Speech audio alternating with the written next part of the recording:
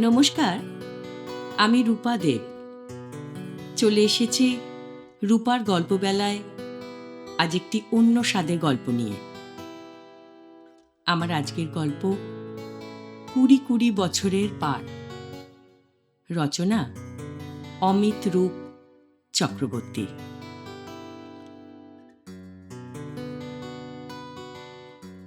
সাথীকে দেখলাম কাদা জমিটা পেরিয়ে তীর করে বয়ে যাওয়া নদীটার কাছে গিয়ে দাঁড়িয়েছে। নদীর ওপারে আবার কিছুটা ঘাসে ঢাকা জমি, তারপর জঙ্গলের সীমানা। রিসর্টের গেস্ট রুমগুলো একটু দূরে দূরে। অতিথিদের বসার জন্য টিনের ছাউনি বা পলতা বাঁশের ছাউনি দেওয়া কিছু জায়গা আছে। তারই একটায় বসে খবরের কাগজের পাতা উল্টাচ্ছিলাম আমি। নিছক সময় কাটানো। আমার কাগজ পড়ার নেশা নেই। খুন, রেপ, রাজনীতিতে আমার একেবারেই আগ্রহ নেই। বাড়িতে আমি টিভি দেখলে স্পোর্টস চ্যানেল দেখি বা ওই ল্যাপটপে সিনেমা। রিসর্টের পেছনের দিকটায়, যেখানে মাটি অনেকটা উঁচু পাড়ের মতো, সেখানে সার কতগুলো গাছ। এদের মধ্যে অনেকগুলো ছাতিম গাছ। শুভ্রাংশু ওই মাটির পাড়ে দাঁড়িয়ে দাঁড়িয়ে ক্যামেরায় নদী জঙ্গলের ছবি তুলছে। রতন, মানে এই রিসর্টের কেয়ারটেকার কাম ম্যানেজার, আমাদের জানিয়েছে জঙ্গল থেকে নাকি মাঝে মাঝে হরিণ বেরিয়ে জল খেতে আসে। এখান থেকে পরিষ্কার দেখা যায়। এটা শোনার পর শুভ্রাংশুর বউ তিথি ভীষণ উত্তেজিত। আমি যেখানে বসে আছি তারই কাছাকাছি আরেকটি ছাউনিতে বসে আছে ও। মাঝে মাঝেই চেঁচিয়ে শুভ্রাংশুকে বলছে, দেখতে পেলে কিন্তু আমাকে ডাকবে, এই ভুলে যেও না। তিথি একটু মোটা, বেপুতু চেহারা। থাইরয়েডের সমস্যায় পড়ে খুব মুটিয়ে গেছে। মুখশ্রী অবশ্য বেশ সুন্দর। কি কারণে এদিকে তাকাতেই আমার সঙ্গে ওর চোখাচোখি হলো। ও হাসল, বলল, এই জয়ন্তদা, দূরে একা একা বসে আছেন কেন? এখানে আসুন না। আমি সিগারেটের প্যাকেট আর লাইটার দেখালাম। ও বলল, ও আচ্ছা, শুনেছেন তো ওই জঙ্গল থেকে নাকি হরিণ বেরিয়ে জল খেতে আসে? কি থ্রিলিং না! ইস, আমি যদি দেখতে পারি। তোমার স্বামী তো কড়া নজর রেখেছে, বেরোলে নিশ্চয়ই দেখতে পাবে। আমি বললাম, আপনি জানেন না জয়ন্তদা, আমার লাক খুব খারাপ। সবাই দেখতে পায়, আমি কেবল পাই না। একবার লাটাগুড়িতে গেছি, সবাই ঘুরতে গিয়ে নদীর ধারে হাতি দেখতে পেল। পায়ে ব্যথা হওয়ায় আমি সেদিন ঘরেই আটকে ছিলাম। কোনো জ্যোতিষীর পরামর্শ নাও, হাতে পাথর টাথর পড়তে পারো। বাচ্চা মেয়ের মতো খিলখিলিয়ে হেসে উঠল তিথি। যা বলেছেন, এবার আপনার বন্ধুকে বলবো কোনো ভালো জ্যোতিষীর কাছে নিয়ে যেতে। আরে, সাথীদি ওখানে কি করছে? নেচারের সঙ্গে কথা বলছে। কেন, আপনার সঙ্গে কথা বলে আনন্দ পায় না বুঝি? বিয়ের 23 বছর পরে মানুষের টেস্ট বদলে যায় তো। সাংঘাতিক কথা, আপনার যায়নি তো? ভেবে দেখিনি, গেলে তো যেতেই পারে। না না, ওরকম বলবেন না, আমার দিদি বন্ধুটি কষ্ট পাবে। আমি কষ্ট পেলে সেটা কি বিচার্য নয়? দোষ, আপনারা পুরুষ মানুষ, আপনাদের কথা আলাদা। কথার ফাঁকে স্বাতীকে লক্ষ্য করলাম। ও নদীর কাছাকাছি গিয়ে জঙ্গলের দিকে মুখ করে দাঁড়িয়ে আছে। কি একটা পাখি ডাকছিল বুক বুক করে। ম্যানেজার রতন এসে বলল, রাতের খাবারের জন্য সব বাজার হয়ে গেছে স্যার। 6টার দিকে আপনাদের ওই চিকেন পকোড়া আর কফি দেব। এখন একটু চা খাবেন স্যার? হ্যাঁ, দিতে পারো। রতন তিথিকে দেখে নিয়ে গলা নিচু করে বলল, রাতে কি একটু ড্রিঙ্কস নেবেন স্যার? ব্যবস্থা করা যাবে? হয়ে যাবে স্যার। আপনারা কজন স্যার? শুভ্রাংশু খায় না, আমি আর। কথাটা শেষ না করেই বললাম, দুজনের মতো ব্যবস্থা করলেই হবে, কিন্তু সস্তা জিনিস এনো না। না না স্যার, ভালো জিনিসই আনবো। রতনকে দুজন বললাম এই কারণে যে শুভ্রাংশু না খেলেও তিথি ড্রিঙ্কস নেয়। এখানে আসার যখন পরিকল্পনা চলছে, তখন ওই ফোনে আমাকে জানিয়েছিল ওর ইচ্ছেটা। শুভ্রাংশুর এ ব্যাপারে কোনো অবজেকশন নেই। তিথি কখনো বেসামাল হয়ে পড়লে শুভ্রাংশুই সেটা হ্যান্ডেল করবে। আমিও আমার অন্য দুজন বন্ধু মিলে 3 বছর আগে এই রিসর্টটা কিনেছি। যখন কিনেছি তখন এসব কিছুই ছিল না।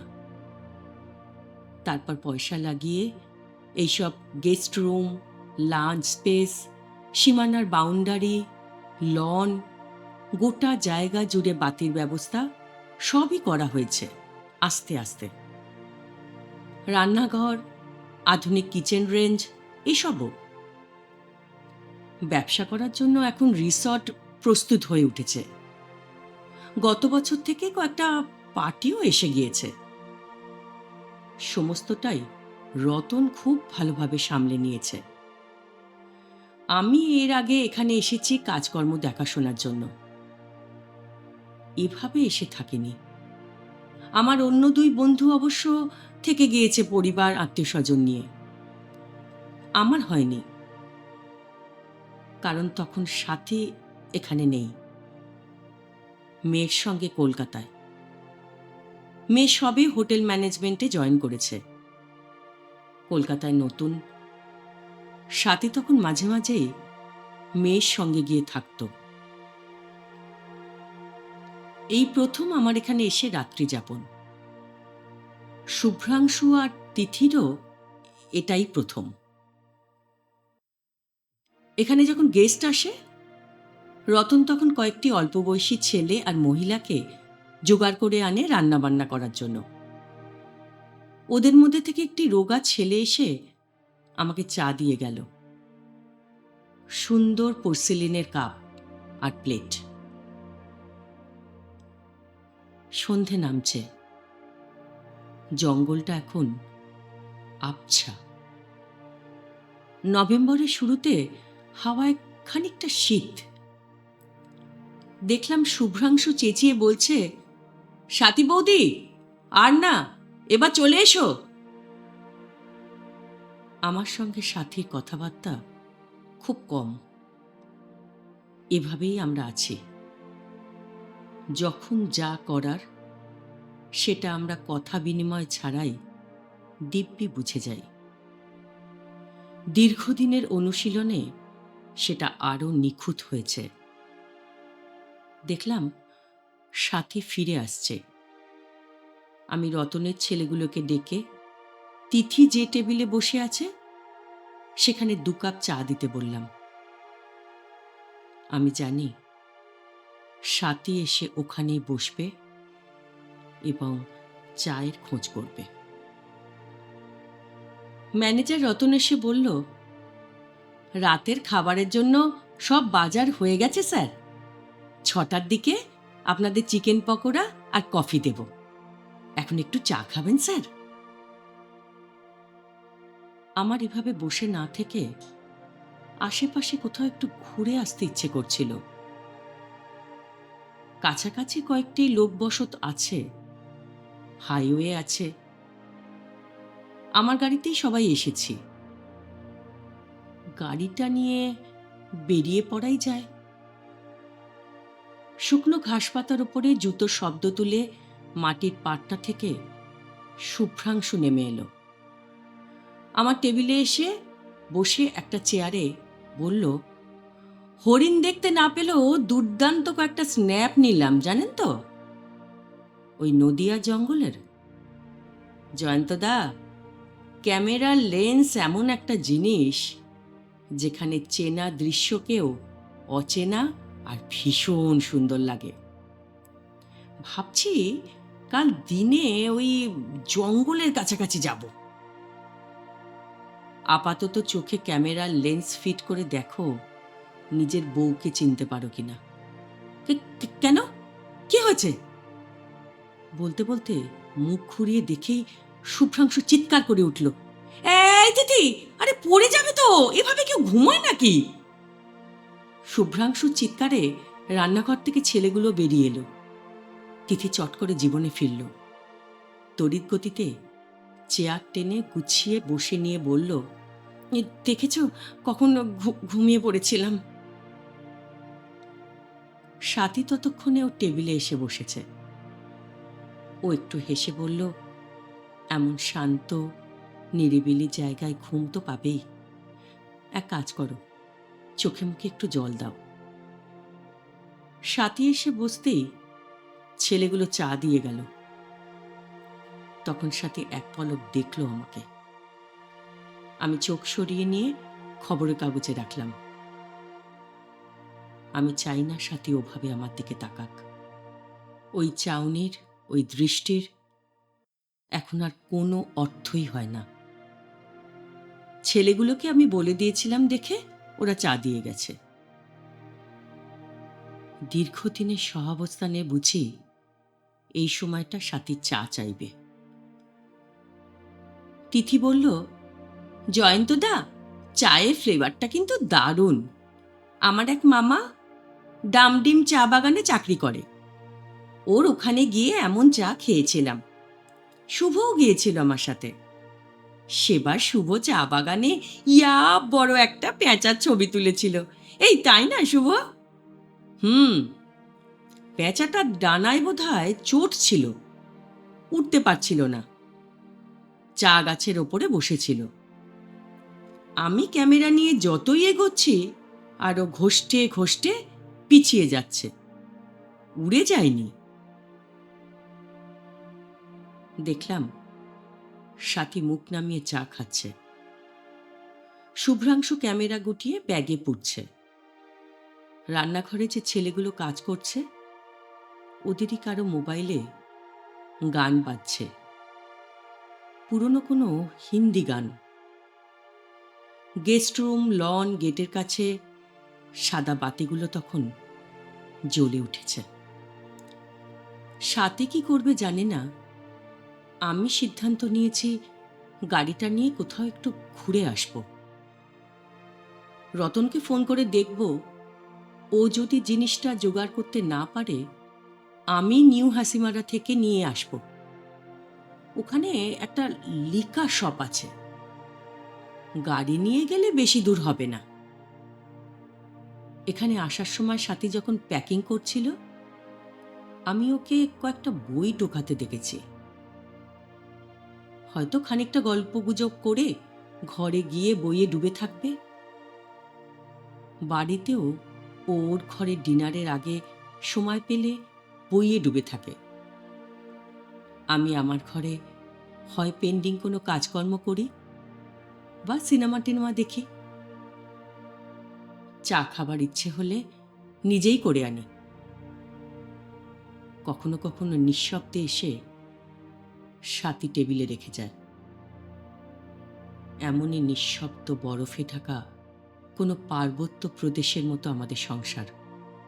রোদ, জ্যোৎস্না সবই পড়ে, কিন্তু প্রাণের আধিক্য কম। শুভ্রাংশুকে বললাম, এখনই তোমাদের কফি দেয়া হবে, তোমরা কফি খাও, আমি একটু ঘুরে আসি। সে কি, আপনি কফি খাবেন না? এসে খাবো, তোমরা খাও না। দেখলাম তিথি আমার দিকে চোখে জিজ্ঞাসা নিয়ে ঘুরে তাকিয়েছে। আমি জানি কেন। চোখের পলক ফেলে ওকে আশ্বস্ত করলাম। দেখলাম স্বাতী পায়ে পায়ে রান্নাঘরে ঢুকে ছেলেগুলোর সঙ্গে কি যেন সব কথাবার্তা বলছে। গাড়িটা ব্যাকে এনে গেটের সামনে এগিয়ে গেলাম। দেখলাম লোহার গেটটার একধারে কি একটা লতায় ফিকে লাল ধরনের ফুল এসেছে। একটা বাতি জ্বলে আছে ওদের ওপরে। ফুলের ভারে নুইয়ে পড়েছে লতার ঝাড়টা। অতিথিরা দেখলে নিশ্চয়ই আনন্দ পাবেন। গাড়ি নিয়ে হাইওয়েতে উঠলাম। দুদিক থেকেই বড় বড় লরি, প্রাইভেট কার যাওয়া আসা করছে। আমি ফোন বের করে রতনকে ধরলাম। স্যার, জিনিসটাকে জোগাড় করতে পেরেছ? দমহনের দিকে দেখলাম স্যার, তেমন ভালো কিছু নেই। ছেড়ে দাও, আমি নিউ হাসিমারার দিকে যাচ্ছি, আমি নিয়ে আসব। না মানে স্যার, আমতা আমতা করল রতন। আমি বললাম, তুমি রিসর্টে গিয়ে দেখো ওদের কিছু দরকার কিনা। ঠিক আছে স্যার, ঠিক আছে। স্বাতীর সঙ্গে ডিভোর্সটা যে কেন হয়নি সেটা ভাবলে আমার বিস্ময় হয়। কিভাবে দুটো একেবারে বিপরীত ধারার মানুষ এখনো একই সঙ্গে পাশাপাশি রয়ে গেলাম, সেও আশ্চর্যের। আমার আর স্বাতীর ডিভোর্সের সব কাগজপত্র তৈরি, কোর্টেও ডেটও পাওয়া গেছে। তারপরেই যে কেন ডিভোর্সটা হলো না। স্বাতীর বাড়ির লোক স্বাতীকে নিয়ে কোর্টে উপস্থিত। আমার সঙ্গে গেছে সেজ বৌদি আর অরুণ। সেটাও এমন নভেম্বরেরই কোনো একটা দিন ছিল। তার মাসখানেক আগে থেকেই স্বাতী বাপের বাড়ি। আমরা এখন যে বাড়িটায় থাকি সেটা তখনও হয়নি। আমি থাকি আমাদের পুরনো বাড়িতে দাদা বৌদিদের সঙ্গে। পুরনো আমলের দোতলা বাড়ি, একতলায় আমাদের ঘর। সে সময় গার্গী প্রায়ই আসতো আমাদের বাড়ি। একদিনও চলে যাবার পরেই স্বাতী উঠে গেল দোতলায় সেজে বৌদিদের ঘরে। সারা রাত নামলই না। পরদিন সকালে সেজ বৌদি চা নিয়ে এসে বলল, ছি ভাই, মেয়েটাকে এভাবে কষ্ট দিচ্ছ। কি কষ্ট দিলাম? তোমার স্বাতীর সঙ্গে বিয়ে হয়ে গেছে ভাই, ও এখন তোমার বউ। গার্গীর সঙ্গে তোমার কিন্তু সত্যি বিয়ে হয়নি। এখন তুমি ওকে বাড়িতে আসতে দিচ্ছ কি করে? কি আশ্চর্য, ও তো আমার বন্ধু। বিয়ের আগে জীবনটা একরকম থাকে ভাই, বিয়ের পর আর একরকম। গার্গীর সঙ্গে তোমার বিয়ে হবার কথা ছিল, সেজন্য ও আর যাই হোক আর 5টা বন্ধুর মতো হতে পারে না। ও দিনের পর দিন আসছে, তোমার সঙ্গে সময় কাটিয়ে রাত করে ফিরছে। এটা কি কোনো স্ত্রী মেনে নেবে? এতে এত আপত্তিরই বা কি আছে? অবশ্যই আপত্তির কারণ আছে। তাছাড়া গার্গী স্বাতীকে কি বলেছে জানো? বলেছে স্বাতীর জন্যই নাকি তোমার সঙ্গে ওর বিয়ে হয়নি। যে বন্ধু বিবাহিত তার বউকে এসব বলা কি বন্ধুর কাজ? তোমার বিয়ে হয়েছে, তুমি তো সেই অফিস আর বন্ধু বান্ধব নিয়েই আছো। কতটুকু সময় দাও নিজের বউকে? এরকম আরো আরো অজস্র সব ঘটনা। এর মধ্যে আমরা কে সত্যি ছিলাম, কেই বা মিথ্যে ছিলাম, তার মীমাংসা কোনোদিনও করা যায়নি। তখনও টুকাই আসেনি।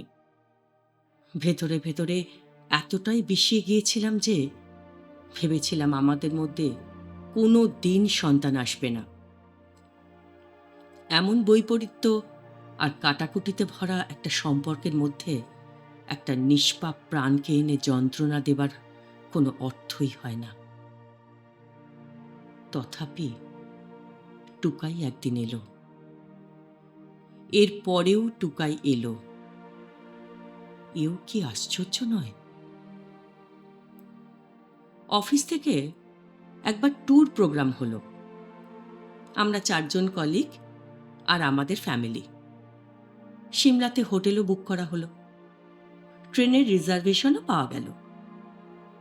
একদিন অফিস থেকে ফিরে জামাকাপড় খুলতে খুলতে সে কথা স্বাতীকে বললাম। ও তখন বিছানায় বসে কিছু একটা সেলাই করছে। আমার কথা শুনেও বলল, আমি যাব না, তুমি যাও, বন্ধু বান্ধবদের সঙ্গে ঘুরে এসো। কথাটার যে তীর্যক শ্লেষ তা আমাকে ফুঁড়ে না দিয়ে ছাড়ল না। আমি বলেছিলাম, কেন কেন যাবে না? তোমার অসুবিধাটা কোথায়? ও কোনো উত্তর না দিয়ে সোজা কিচেনে ঢুকে গেল। আমার ভিতরে কোথাও দপ করে আগুন জ্বলে উঠল যেন। আমি কোমরের বেলটাকে মরা সাপের মতো একটা কৌচে ছুঁড়ে দিয়ে চিৎকার করে বলে উঠলাম, যাবে না এই কারণেই যে তোমাকে আমি ঘটনাচক্রে বিয়ে করে ফেলেছি, তোমার কেরিয়ার নষ্ট করে দিয়েছি। আমি বিয়ে না করলে তুমি বড় চাকরি করতে, আরো সুখ স্বাচ্ছন্দ্যে থাকতে পারতে, তাই তো? কেন, আমি কি তোমার বাড়ির লোকের মাথায় বন্দুক ঠেকিয়েছিলাম? কেন ওরা বিয়ে দিলেন তোমার? কেন কেন? আমার চিৎকারে বৌদিরা ছুটে এসেছিল সেদিন। স্বাতী তখন কিচেনে হাউ হাউ করে কাঁদছে। ওভেনে চায়ের জল শুকিয়ে বাসন থেকে পোড়া ধোঁয়া উঠছে।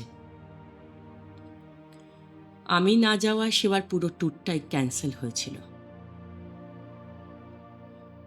হাইওয়ের দুপাশে হালকা গাছপালা। আমার গাড়ি হেডলাইটে ওদের শুকনো রুক্ষ বাকল আলোকিত হয়ে উঠছে।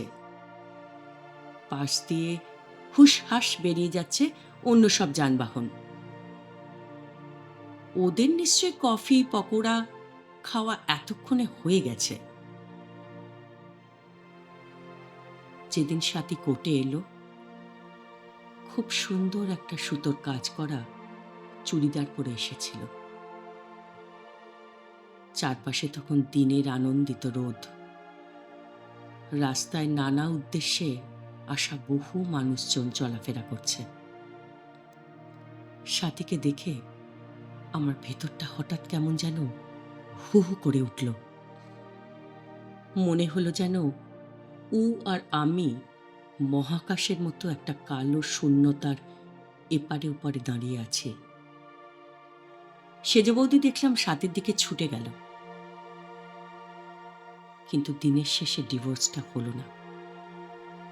আমাদের সঙ্গে স্বাতী ফিরে এলো। রাতে যখন আলো নিভিয়ে গায়ে চাদর টেনে বিছানার এক প্রান্তে কাত হয়ে শুয়ে আছি, বুঝলাম আরেকটি মানুষও আমারই মতন বিছানার অন্য প্রান্তে গায়ে চাদর টেনে চুপ করে শুয়ে আছে। দুটি মানুষের দুজোড়া অপলক চোখই জ্বলছে।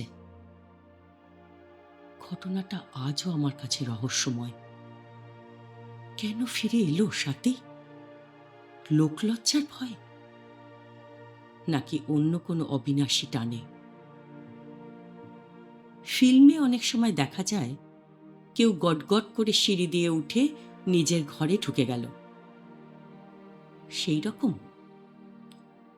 নাকি কর্তৃত্বের কোনো ইশারা আসলে ও সেদিন রেখে গিয়েছিল আমার জন্য? উত্তর নেই আমার কাছে। এ সবই হয়তো সম্ভব, পরোক্ষে গার্গীও হয়তো সম্ভব। লিকার শপে গিয়ে দেখে শুনে ভালো হুইস্কি নিলাম। তিথি হুইস্কি টুইস্কি সবই খায়। এতটা হয়তো দুজনে খেতেও পারবো না। থাক, বাকিটা রতনকে দিয়ে দেব। ভালো মদও নিশ্চয়ই সবসময় খেতে পায় না। অবশ্য মদও খায় কি না তাও আমি জানি না। ওর গলায় আমি কণ্ঠি দেখেছি। সে না খেলে অন্য কাউকে দিয়ে দেবে। ওর ছেলে ছোকরাগুলো নিশ্চয়ই খায়। বিয়ের আগে আগে একবার শালবনে পিকনিক করতে গিয়েছি। আমার ব্যাচেলার জীবনের শেষ পিকনিক। সবাই মিলে এইসব নিয়ে আমাকে খোঁচা দিচ্ছিল। বন্ধু বান্ধবদের মধ্যে যা হয় আর কি। শালবনে নদীর ধারে বসে আমরা ড্রিঙ্ক করছিলাম। চতুর্দিকে শুকনো শনের ভুসভুসে জঙ্গল। সুচরিতা গার্গী ওরা বিয়ার না খেয়ে হুইস্কি খাচ্ছিল। জঙ্গল থেকে পুরনো কাঠ নিয়ে মাথায় করে আদিবাসী মেয়েরা আমাদের দলটাকে দেখতে দেখতে হেঁটে যাচ্ছিল।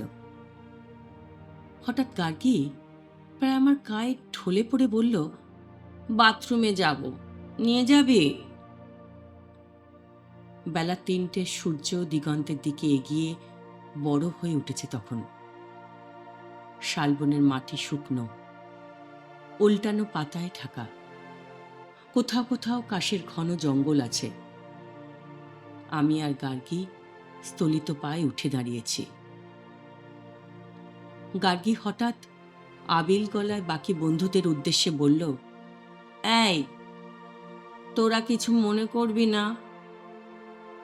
আমি আমার মিস হয়ে যাওয়া বরকে নিয়ে বাথরুম করতে যাচ্ছি। বর হলে তো তাই করতো বল, আমাকে বাথরুমে নিয়ে যেত। কি রে, যেতিস না? বন্ধুরা সবাই হেসে উঠেছিল। সুচরিতা বলেছিল, মিস হয়ে যাওয়া বরকে আবার ফাঁদে ফেলে দিস না, দেখিস অন্য একটি টুকটুকে বউ কিন্তু ওর পথ চেয়ে বসে আছে। Shut up! আমি কি তেমন নাকি? আমি কি জানি না ওর বিয়ে ঠিক হয়েছে? স্কাউন্ড্রেল! বলে গার্গী আমার হাত আঁকড়ে ধরে ধস না বা পা ফেলে ফেলে শালবনের মাটি দিয়ে হেঁটে আসছিল। ওর চুল ভেঙে গড়িয়ে ছড়িয়ে পড়েছিল পিঠে। তাতে শ্যাম্পুর গন্ধ ছিল। আমাকে দাঁড় করিয়ে রেখে একটা কাশের জঙ্গলে ঢুকে বাথরুম করল গার্গী। ফিরে এসে গার্গী একটা ঢেউ তুলে মাটিতে উল্টে থাকা পাতার বিছানার উপরে চিত হয়ে শুয়ে পড়ল। বলল, তুই একটা স্কাউন্ড্রেল জয়ন্ত, বিশ্বাসঘাতক। বলেই আমার হাতে একটা হ্যাঁচকা টান মেরে আমাকে মাটিতে ফেলে দিয়ে বলল, বিয়ে যখন আমাকে করবি না, তখন আমাদের বাড়িতে আসা যাওয়া কেন করছিস? বাচ্চাগুলোর সঙ্গে শাটেল খেলছিস? একদিন দেখলাম মায়ের হাত থেকে জলের ঝাড়ি নিয়ে ফুল গাছে জল দিচ্ছিস। ওয়াই জয়ন্ত, তুই কি বুঝিস না এতে করে মানুষের মনে প্রত্যাশা বেড়ে ওঠে? তুই জানিস তোর বিয়ে ঠিক হবার কথা শুনে মা কিরকম কেঁদেছিল? বাচ্চাগুলো সারাদিন শব্দ করেনি, শ্মশানের মতো হয়েছিল সারাদিন বাড়িটা। তুই জানিস? বল, তুই জানিস? হিংস্র জন্তুর মতো ফ্যাস ফ্যাস করে কথাগুলো বলছিল গার্গী। ওর পা থেকে স্যান্ডেল খুলে গেছে। সারা চুলে গায়ে কি গাছের যেন ছোট ছোট মরা পাতা আটকে আছে, অনেকটা তেঁতুল পাতার মতো। চশমার কাচের ওপরে কি বিমুক্ত নীল আকাশ। আসলে আমাকে তুই ভালো বা ওই ধরনের কিছু একটা বাঁচতিস, কিন্তু ওভাবে হয় না রে। একজনকে বিয়ে করবি আর একজনকে ভালোবাসবি, তা হয় না। সমস্ত কিছুরই একটা জবাব লাগে রে। আমাকে ভালোবাসতে গেলে আমাকেই বিয়ে করতে হতো। আমি কেন আনআনসার্ড একটা রিলেশন মিছিমিছি বয়ে বেড়াবো? বাড়ির মতের বিরুদ্ধে যখন যেতে পারবি না, আমার সঙ্গে প্যারালালি সম্পর্ক রেখে যাচ্ছিলি। বাড়ির মতের বিরুদ্ধে কেন আমার ওই সওয়াল করলি না? কি চাইতিস আমার কাছে? বোনাস সুখ? আর আমি সেটা হতে দেব না। গার্গী আবার ফ্যাস ফ্যাস করে বলে উঠল, তুই বিশ্বাসঘাতকতা করলি আমার সঙ্গে, আমার মায়ের সঙ্গে, আমার গোটা ফ্যামিলির সঙ্গে। তুই একটা বেঈমান, ব্রুট একটা। তোকে এর মূল্য দিতে হবে। আমার চোখের ওপর তখন নিঃসীম অন্ধকার। দেখলাম গার্গী আমার চোখ থেকে চশমা খুলে নিচ্ছে, আঙুল চালিয়ে দ্রুত এলোমেলো করে দিচ্ছে আমার চুল। আমি চেষ্টা করেছিলাম গার্গীকে সরাতে, কিন্তু পারিনি। সেদিন বাড়ি ফিরেছিলাম টলমল পায়ে। আকাশ ফাটিয়ে গার্গীর হো হো করে হেসে ওঠাটা চোখের সামনে ভাসছিল। রতনের ফোন এলো। স্যার, আপনি কোথায়? এই তো ফিরে আসছি। কেন? ছোট ম্যাডাম আপনার খোঁজ করছেন স্যার, আমাকে ফোন করতে বললেন। ম্যাডামরা এখন কোথায়? বড় ম্যাডাম স্যার ওই ঘরে আছেন, ছোট ম্যাডাম এই তো আমার পাশেই। ওরা খেয়েছে?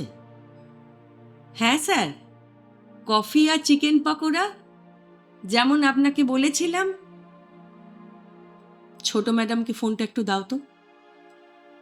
দিচ্ছি স্যার। ওপার থেকে হিহি করতে করতে তিথি বলল, জয়ন্তদা, এদিকটায় তো বেশ শীত, আপনি কোথায়? তোমার টেম্পারেচার বাড়ানোর জিনিস নিয়ে ফিরছি। তাই? আসুন আসুন, কি মজা। ফোনটা কেটে দিয়ে ভাবলাম, কথাটা হয়তো একটু স্ল্যাং বলা হলো। তিথি অবশ্য কিছুই ভাববে না, এই ভাবনাটুকু ভাবার মতো স্তরই নেই ওর মধ্যে। নিঃসন্তান ওরা, তবুও কিরকম প্রাণোচ্ছল হয়ে আছে। এই জন্য ওদের আমার বেশ লাগে। শুভ্রাংশু কিছু না পেলে বউয়েরই নানা রকম অ্যাঙ্গেলে ছবি তোলে, সেটা আবার সবাইকে দেখায়ও। রিসর্টে ফিরে গিয়ে ডান দিকে গেস্ট রুমটা বারান্দায় বসে আমরা মদ খাবো। রতনকে বলবো কিছু ভাজাভুজির ব্যবস্থা করতে। স্বাতী এখন আর ঘর থেকে বেরোবেই না, হয়তো টের পাবে সবই, যেমন ও সবকিছু টের পেয়ে এসেছে। তিথি একটু বোকা আর সরল, মদ খেয়ে হয়তো আমার হাত ধরে ঢলেও পড়তে পারে। লোকচক্ষে হয়তো সেটা কিছুটা অশ্লীলও দেখাবে, তবে তা নিয়ে আমার মাথা ব্যথা নেই।